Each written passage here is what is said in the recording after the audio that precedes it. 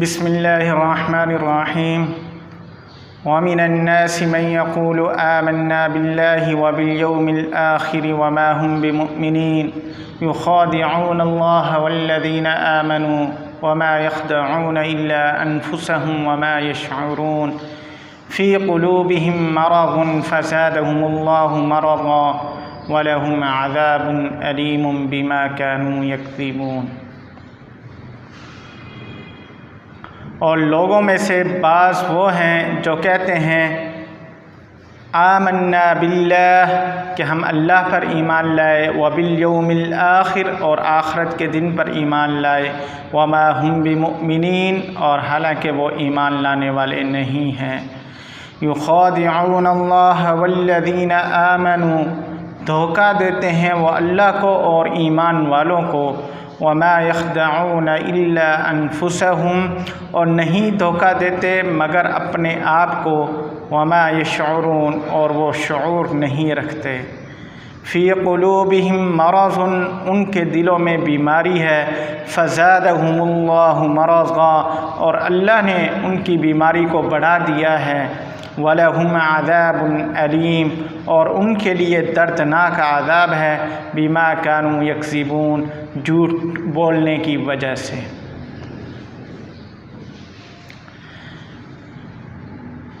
ہم نے پچھلی ویڈیو کے اندر یہ بتلایا تھا کہ منافق کی دو قسمیں ہیں، ایک منافق اعتقادی اور دوسرا ہے منافق عملی۔ منافق اعتقادی وہ ہے جو زبان سے تو کہے کہ میں ایمان لایا اللہ پر اور اللہ آخرت کے دن پر، لیکن دل میں اس کے کھوٹ ہو اور دل سے اس بات کا اقرار نہ کرتا ہو، اس کو کہتے ہیں منافق اعتقادی۔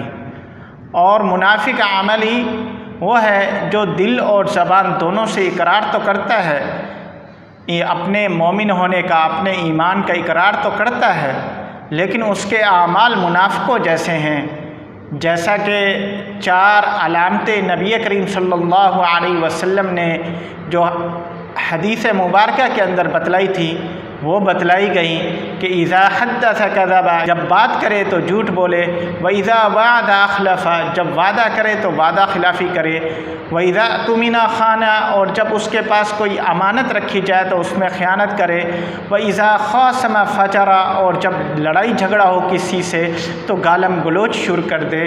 تو یہ 4 نشانیاں منافق عملی کی بتلائی گئی تھیں۔ اب جو یہاں سے یہ جو رکوع شروع ہو رہا ہے، یہ جو آیتیں آج تلاوت ہوئی ہیں، جن کی تلاوت کی گئی ہے، ان کے اندر منافق اعتقادی کا ذکر کیا گیا ہے۔ پہلی آیت کے اندر اللہ تعالیٰ فرماتے ہیں وَمِنَ النَّاسِ مَن يَقُولُ آمَنَّا بِاللَّهِ وَبِالْيَوْمِ الْآخِرِ وَمَا هُمْ بِمُؤْمِنِينَ کہ لوگوں میں سے، یہ آیتیں مدینہ منورہ کے اندر نازل ہوئیں تو مدینہ منورہ کے اندر صحابہ کرام بھی موجود تھے اور منافقین بھی موجود تھے، تو اللہ تعالیٰ فرما رہے ہیں لوگوں میں سے بعض، یعنی کہ یہ جو صحابہ کرام کی جماعت ہے اور یہ یہودی اور یہ منافقین کی جو جماعت ہے، ان میں سے بعض یعنی منافقین وہ کیا کہتے ہیں، وہ آپ صلی اللہ علیہ وسلم کے سامنے اور صحابہ کرام کی جماعت کے سامنے آ کر کہتے ہیں کہ آمنا باللہ وبالیوم الآخر کہ ہم اللہ پر اور آخرت کے دن پر ایمان لاتے ہیں۔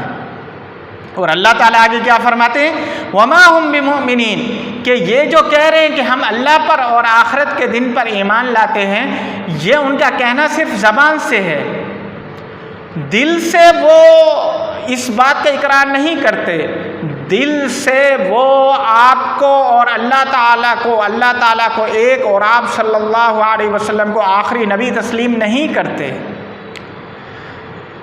تو آیت کا خلاصہ کیا ہوا کہ وہ صرف زبان سے اقرار کرتے ہیں کہ ہم ایمان لائے اللہ پر اور آخرت کے دن پر، اور اللہ تعالیٰ نے ان کے بارے میں فیصلہ فرما دیا وما ہم بمؤمنین کہ وہ ایمان لانے والے نہیں ہیں، صرف زبانی جمع خرچ کر رہے ہیں۔ دوسری آیت جو اللہ تعالیٰ نے اتاری وہ یہ ہے کہ یخادعون اللہ والذین آمنوا کہ دھوکہ دیتے ہیں اللہ کو اور ایمان والوں کو۔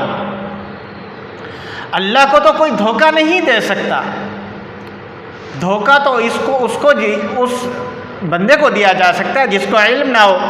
ہم کوئی چیز خریدنے جائیں اور ہمیں پتہ نہ چلے اور وہ ہمیں 1 نمبر کی بجائے 2 نمبر چیز دے دے، تو ہمیں علم نہیں تھا کہ یہ 2 نمبر چیز ہے، تبھی تو ہم دھوکہ کھا گئے۔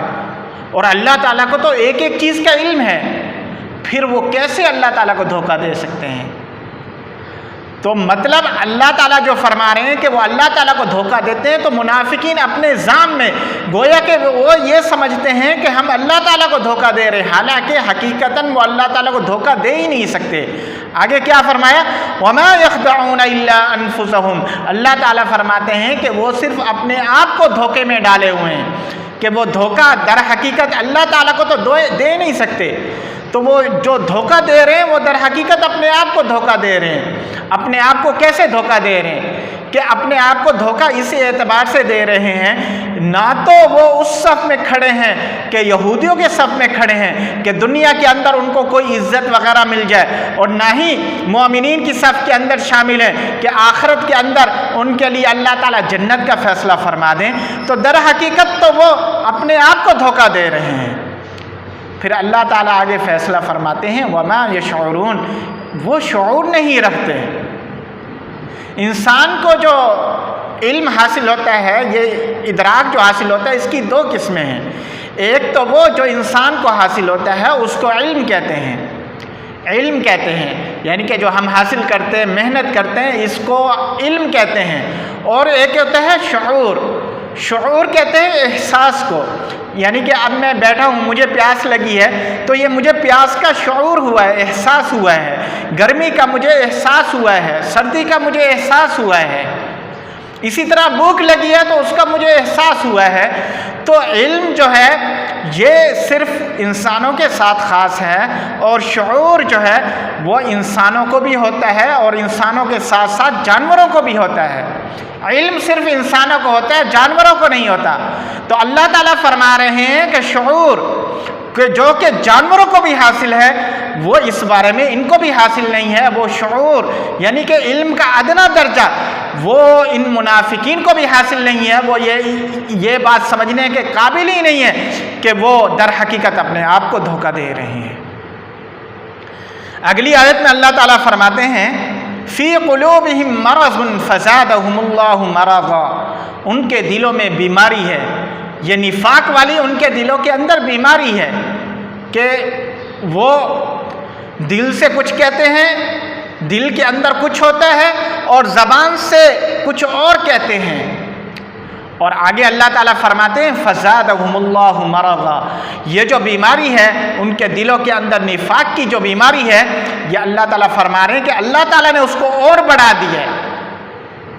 اب نفاق کے اندر یہ اور بڑھ گئے ہیں، یہ اور زمین کے اندر فساد کریں گے اور لوگوں کو بے وقوف بنانے کی کوشش کریں گے۔ تو اللہ تعالیٰ نے ان کے مرض کو بڑھا دیا ہے۔ اب آگے اللہ تعالیٰ فیصلہ فرما رہے ہیں وَلَهُمْ عَذَابٌ عَلِيمٌ بِمَا كَانُوا يَكْذِبُونَ، کہ اللہ تعالیٰ کی طرف سے ان کے لیے دردناک عذاب ہے۔ بِمَا كَانُوا يَكْذِبُونَ، کیونکہ یہ جھوٹ بولا کرتے تھے۔ کیا جھوٹ بولتے تھے؟ کہ ہم زبان سے کچھ کہتے تھے اور ان کے دلوں میں کچھ اور ہوتا تھا۔ تو اس جھوٹ بولنے کی وجہ سے اللہ تعالیٰ ان کو دردناک عذاب دیں گے۔ وہ دردناک عذاب کیا ہوگا؟ دوسری آیت کے اندر اللہ تعالیٰ فرماتے ہیں ان المنافقین فی الدرک الاسفل من النار، کہ اللہ تعالیٰ جو جہنم کا سب سے نچلا درجہ ہوگا، جہاں پر سب سے سخت ترین عذاب ہو رہا ہوگا، اللہ تعالیٰ ان منافقین کو وہاں پھینکیں گے۔ تو ان کے لیے دردناک عذاب ہے۔ دوسرے کافروں کی بنسبت جو ظاہر اور جو زبان سے انکار کرتے ہیں، دل سے انکار کرتے ہیں، ان کا عذاب ہلکا ہوگا۔ کیونکہ وہ نفاق نہیں کر رہے، منافقت نہیں کر رہے، وہ کھلے دشمن ہیں، آستین کے سانپ نہیں ہے وہ، اور یہ تو آستین کے سانپ ہے۔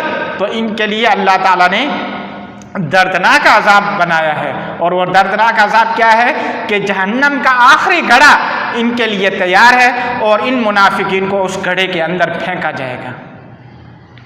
اللہ تعالیٰ ہم سب کو نفاق سے بچائے، نفاق کی نشانیوں سے بچائے، عملی نفاق سے بچائے، اور اللہ تعالی ہم سب کا خاتمہ ایمان پر فرمائے۔ وآخر دعوانا ان الحمد للہ رب العالمین۔